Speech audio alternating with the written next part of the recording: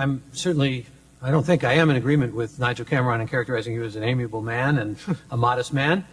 But you do certainly evoke a lot of hostility and anger and enmity, as we've witnessed here this evening, and some of it is reflected in some of these questions. So I'm just going to give you a little pastiche here, and maybe you can deal with them accordingly.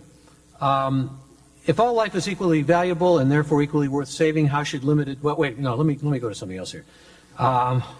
I wanted to get to some of the things that I think have a kind of central motif with them. I was misdiagnosed as vegetative state when I had my brain injury. Would your view of human life has saved me or not? I am now 10 years post-injury, walking, talking, and thinking. This comes from someone in the audience who says, Dr. Singer, how have you acquired the knowledge on what adults with severe disabilities need to live happy lives? And this comes from a gentleman who said, I have had cerebral palsy since birth. Can you look me in the face and tell me you think I should be dead? This seems to me to be a pattern. I mean, if I can, they're all individual, and they're all very distinctly individual, but they seem to represent a kind of collective voice that you have certainly heard before. Yes, certainly. Let me just answer the last of those questions. The gentleman, or maybe it was a woman, I don't know, with cerebral palsy, who asked, can I look him or her in the face and say, you should not be alive? Certainly not. I'm not going to say that to anyone who is wanting to go on living. I will support your right to life as long as you want to go on living. And I will also, as I said, support the idea that we should not stint on the assistance that the state gives you to integrate as fully as possible into the wider community. But if there comes a point where you say that you find your life is no longer worth living, then I would also support you in, if that's a persistent view that you hold, not just on a whim, not just you get up, as Nigel Cameron said, on one morning with a bad feeling and don't want to go on living. But if over time you persistently take that view and request it, then I would also support your right to end it.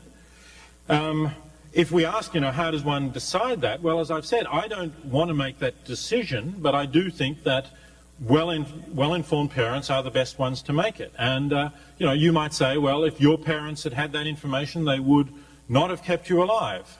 They would have ended your life. That's perfectly possible. I have to say, there no doubt are people here in the audience whose parents, given this option, might not have kept them alive. Now, there are other people who are not in this audience who might then be alive.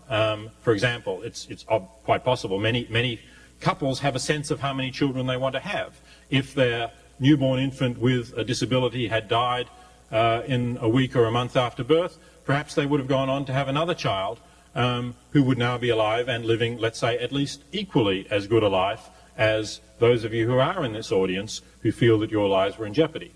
So I don't myself think, focus only on the tragedy of saying that one of you here in this audience who are having a good life might not have lived if my views had been put into effect. As I say, there may be someone else who is not alive now because you continue to live. And that may be true for any of us, of course, no matter what conditions that we had. What about the possibility of misdiagnosis? I think I did deal with that in an earlier question of yours, Michael. It's true that there can be misdiagnosis. It's true that we want to be as clear as we can about this. And I think, for example, with persistent vegetative state, we should only end life where we have excluded every possible uncertainty. And fortunately, nowadays, we have capacities to produce images of the brain that, at least in some cases, I believe, can exclude such uncertainty. That is, if we can see that the cortex no longer exists, that the part of the brain associated with consciousness has simply turned to fluid, and that is the case of some patients in persistent vegetative state, then we can know that they can never recover. And I think in those cases we can feel that we can end life. We could treat them as we now treat people who are brain dead, which incidentally I think is another of these convenient fictions. The label brain dead is a convenient fiction for not having to sustain people and being able to remove the organs of people who we accept have no continued life that is of any value. But, I think biologically they're alive, they're still warm, their hearts are beating, their blood is circulating, their hair is growing. If they're pregnant, they can gestate babies for months, as actually happened in one case here in Oakland a while ago. So I think that's another fiction. But certainly we should do what we can to avoid these misdiagnoses, but I don't claim that we can ever be 100% certain because of the nature of the fallibility that we're dealing with.